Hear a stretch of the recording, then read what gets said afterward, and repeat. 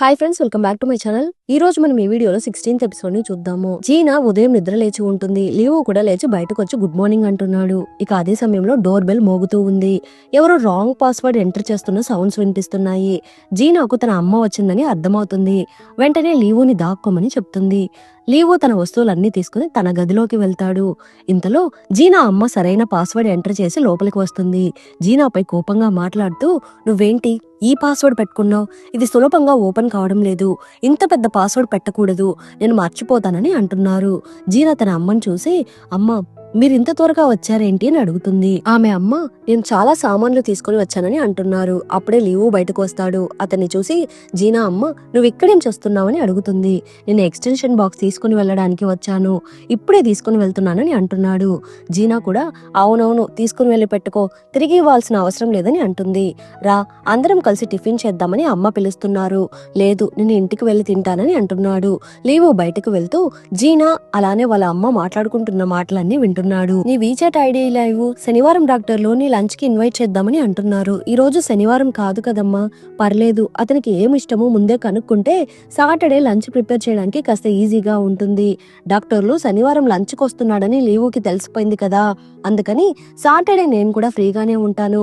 పైగా జీనాకి వంటలు చేయడం ఎక్కువగా రాదు. ఆంటీ నేను శనివారం మీకు హెల్ప్ చేస్తానని అంటున్నాడు.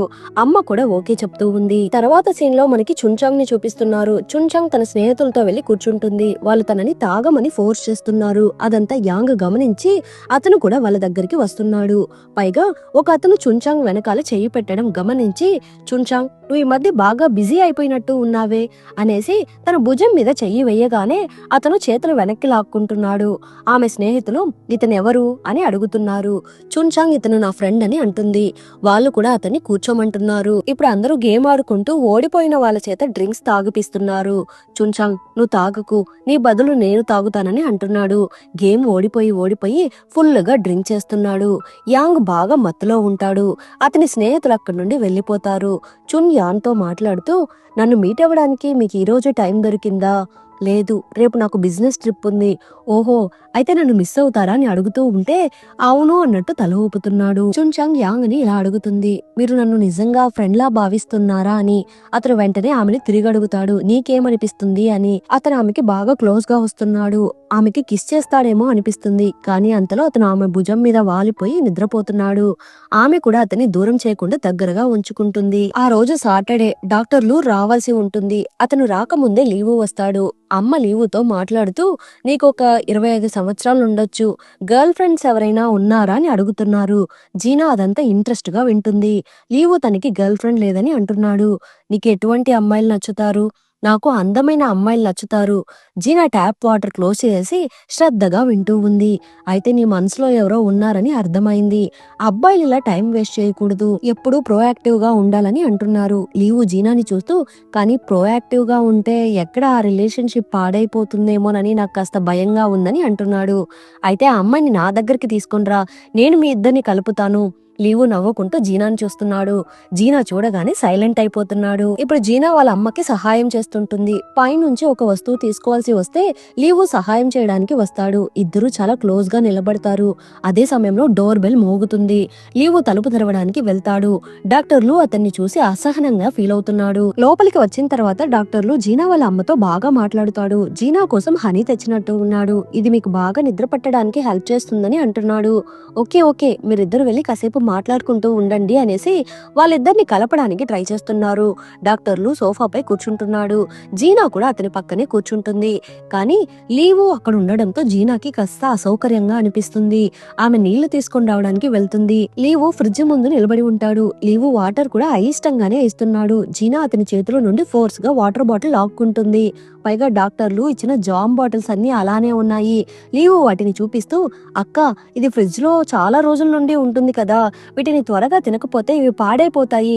అరే మర్చిపోయాను, నీకు స్వీట్స్ అంటే పెద్దగా ఇష్టం ఉండదు కదా అని అంటున్నాడు. జీనాకి స్వీట్స్ అంటే ఇష్టం ఉండదని ఇండైరెక్ట్ గా డాక్టర్ లూకి చెప్తున్నాడు. జీనాకి ఏం చేయాలో అర్థం కాక, నాకు స్వీట్స్ అంటే ఇష్టం లేదని నీకెవరు చెప్పారు, తన వస్తువుల్ని ముట్టుకోవద్దని చెప్తుంది. పాపం డాక్టర్లు అదంతా పెద్దగా పట్టించుకోకుండా తన కోసం స్పెషల్ వైన్ తెచ్చానని అంటున్నాడు. వెళ్తున్నాడు. కానీ జీనాకి ఓపెనర్ కనిపించడం లేదు.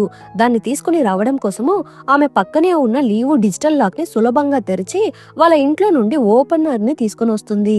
అదంతా డాక్టర్లు గమనిస్తున్నాడు. జీనాకి లీవు వాళ్ళ ఇంటి పాస్వర్డ్ కూడా తెలుసని గమనిస్తున్నాడు. జీనా లీవు ఇంట్లో ఆ ఓపెనర్ కోసం వెతుకుతూ ఉండగా అతని మందులు కనిపిస్తున్నాయి. లీవు మందులు తీసుకోవడం లేదని తెలుసుకొని కోప్పడుతుంది. ఆ తర్వాత అందరూ కలిసి తింటుంటారు. కానీ జీనా దృష్టి భోజనం మీద లేదు. లీవు మందులు ఎందుకు తీసుకోవడం లేదని అడగాలని అనుకుంటుంది. భోజనం చేస్తున్నప్పుడు జీనా అనుకోకుండా ఆమె చేతిపై వేడి వేడి సూప్ ని పోసుకుంటుంది. ఇద్దరూ కంగారు పడతారు. అంతలో డాక్టర్లు వెంటనే కాలిన గాయాల పైన ఐస్ ప్యాక్ పెడుతున్నాడు. అది చూసి అమ్మ డాక్టర్లుని తెగ పొగుడుతుంది. అదే సమయంలో అమ్మ మాట్లాడుతూ జీనాకి ఇంటి పనులేమీ చేత కావు, రేపు పెళ్ళైతే ఎలా మేనేజ్ చేస్తుందేమో అని కంగారుగా ఉంది.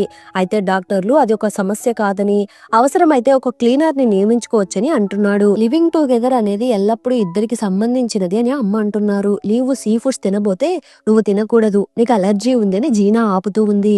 లీవు మాత్రము జీనాకి తన గురించి ఎంత బాగో తెలుసో అని చూపించాలనుకుంటున్నాడు. డాక్టర్లు జీనా తల్లికి టోస్ట్ చేస్తూ నెక్స్ట్ మంత్ తన కొత్త ఇంటి గృహప్రవేశ పార్టీకి వాళ్ళని ఆహ్వానిస్తున్నాడు. దానికి జీనా తల్లి వెంటనే అంగీకరించింది. రాత్రి డిన్నర్ కంప్లీట్ కాగానే జీనా వాళ్ళ అమ్మ వాళ్ళ ఇంటికి బయలుదేరుతున్నారు. అంతలో టాక్సీ కూడా వస్తుంది. ఆమె వెళ్ళిన తర్వాత డాక్టర్లు జీనాని డైరెక్ట్ గా ఒక క్వశ్చన్ అడుగుతున్నాడు.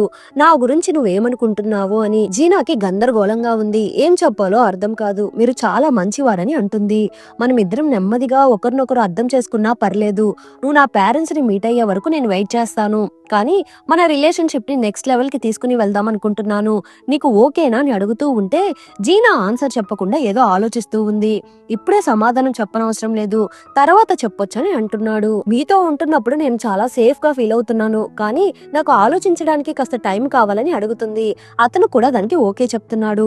జీనా నిశ్శబ్దంగా అక్కడి నుంచి వెళ్లిపోతుంది. ఇంకొక వైపు లీవు శుభ్రం చేస్తుంటాడు. జీనా వచ్చి నువ్వు మందులు తీసుకున్నావా అని అడుగుతుంది. అతను తీసుకున్నానని అంటాడు. ఆమె మందుల బాక్స్ చూపించి నిజంగా తీసుకుంటున్నావా, మరి ఇదేంటి అని అడుగుతూ నీ అంతటా నువ్వే మెడిసిన్స్ ఎందుకు స్టాప్ చేసేసావు? మెడిసిన్స్ వేసుకుంటానని నాకు ప్రామిస్ చేసావు కదా. నేను మెడిసిన్స్ వేసుకొని నా హెల్త్ ఇష్యూ సాల్వ్ అయిపోతే నువ్వు నా గురించి పట్టించుకుంటావా? నాకు ట్రీట్మెంట్ ఇప్పించింది, హౌస్ చూసి పెట్టింది, ఇదంతా నువ్వు గిల్టీగా ఫీల్ అవ్వడం వల్లే కదా. నువ్వేం గిల్టీగా ఫీల్ అవ్వాల్సిన అవసరం లేదు. నన్ను ఒక ప్రాబ్లం లో ఫీల్ అవుతుంటే దాని గురించి నా దగ్గర డైరెక్ట్ గా చెప్పే. నాకు తెలుసు నువ్వేం చెప్పబోతున్నావో. నేను ఇంకా చిన్నపిల్లాన్ని ఇమ్మెచ్యూర్ గా మాట్లాడుతున్నానని అంటావు అంతే కదా, కానీ నేను దాన్ని ఒప్పుకోను. నేనేం చిన్నపిల్లాన్ని కాను. ఇలాంటి మాటలు విని విని నేను అలసిపోయాను. మనం విడిపోయిన తర్వాత ఆ 6 నెలల కాలంలో ప్రతి రాత్రి నీ గురించే కలను కన్నాను. ఆ కలలు నిజం చేసుకోవాలనే కోరికతో నాకు రాత్రంతా నిద్ర పట్టేది కాదు. మేల్కొని ఉండేవాడిని. నేను ఒకసారి కాలేజీలో సైకియాట్రిస్ట్ ని కలిశాను. కాలం ప్రతిదీ పరిష్కరిస్తుందని అతను చెప్పాడు. కానీ ఆ టైం నాకు మాత్రం ఎందుకు పని చేయలేదు. ఆ తర్వాత నాకు ఒకటి అర్థమైంది. నిన్ను వదిలేయడం వ్యర్థమని నేను గ్రహించాను. కాబట్టి మీ ముందు నిలబడాలి అంటే నాకు అర్హత కావాలి. ఆ అర్హత పొందటానికి నేను సాయాశక్తులా ప్రయత్నించానని అంటున్నాడు. మనం ఆల్రెడీ దీని గురించి డిసైడ్ అయ్యాం కదా. నేను మూవ్ ఆన్ చేయడమే నా డ్యూటీ. ఏంటి డ్యూటీనా? అలా అయితే నీకు ఇది జస్ట్ ఒక పని మాత్రమే. నీ దగ్గర అబద్ధం చెప్పాను, అది నేను ఒప్పుకుంటున్నాను, సిగ్గుపడుతున్నాను. కానీ నీకు దూరంగా ఉండలేకపోతున్నాను.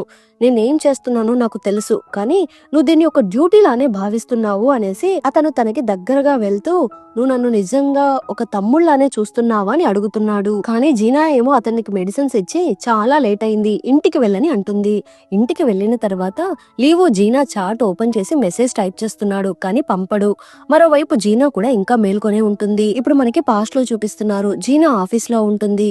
లీవు చాలా టాలెంటెడ్ పర్సన్ కావడంతో అనేక యూనివర్సిటీలు అతన్ని వాళ్ళ కాలేజీలో జాయిన్ అవ్వమని కోరుకుంటూ కాల్స్ చేస్తుంటారు. ఆమె కొలీగ్ మాత్రం అదంతా గమనించి ఈర్ష్యపడుతుంది. జీనా మాత్రం తన తమ్ముడు వల్లే కాల్స్ వస్తున్నాయని గర్వంగా ఫీల్ అవుతుంది.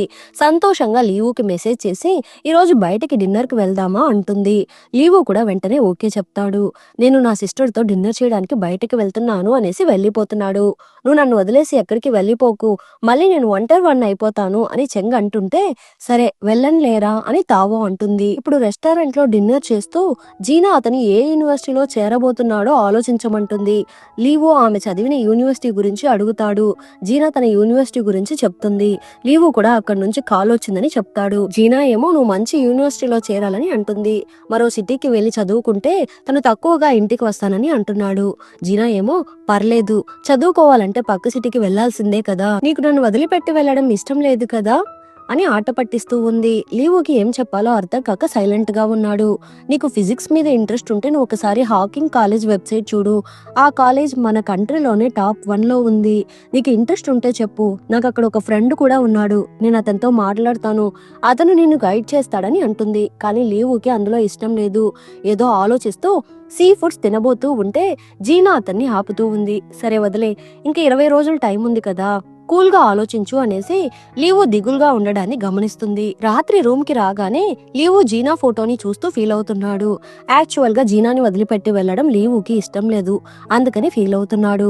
ఇప్పుడు నెక్స్ట్ డే రిజల్ట్స్ వస్తున్నాయి. టెన్షన్ పడుతూ రిజల్ట్స్ ఓపెన్ చేసి చూస్తున్నాడు. అతనికి చాలా మంచి మార్కులు వస్తాయి. ఫోటో తీసి జీనాకి పంపుతున్నాడు. జీనా వెంటనే అతని గదికి వెళ్లి అతన్ని హగ్ చేసుకుని అభినందిస్తుంది. మొదట్లో కొంచెం లీవు నర్వస్ గా ఫీల్ అవుతాడు. ఆ తర్వాత ఆమెని హగ్ చేసుకుంటాడు. అప్పుడే జీనాకి అమ్మ నుంచి కాల్ వస్తుంది. తను అక్కడి నుండి వెళ్లిపోతుంది. లీవు ఏమో హ్యాపీగా నవ్వుకుంటున్నాడు. మరుసటి రోజు జీనా వాళ్ళ అమ్మ ఇంటికి వస్తున్నారు. టాప్ విద్యార్థి పేరెంట్ అవ్వడం వల్ల తనకి ఎన్ని కాల్స్ వస్తున్నాయో చెప్తుంది. ఆ మాటలు విని జీనా వాళ్ళ అమ్మ కూడా హ్యాపీగా ఫీల్ అవుతున్నారు. కానీ ఆ తర్వాత జీనాని మందలిస్తూ ఇప్పుడు లీవు బాగానే చదువుకుంటున్నాడు. ఇంటి పనులు కూడా నీట్ గా చేస్తున్నాడు. ఇంకా మీదట నువ్వు లీవు గురించి ఆలోచించడం మానేసి నీ పెళ్లి గురించి ఆలోచించాలని అంటున్నారు. నాకు సరైన వ్యక్తి దొరికితే నేనే చెప్తాను. ఇప్పుడు ఈ విషయం వదిలేయండి అని అంటుంది.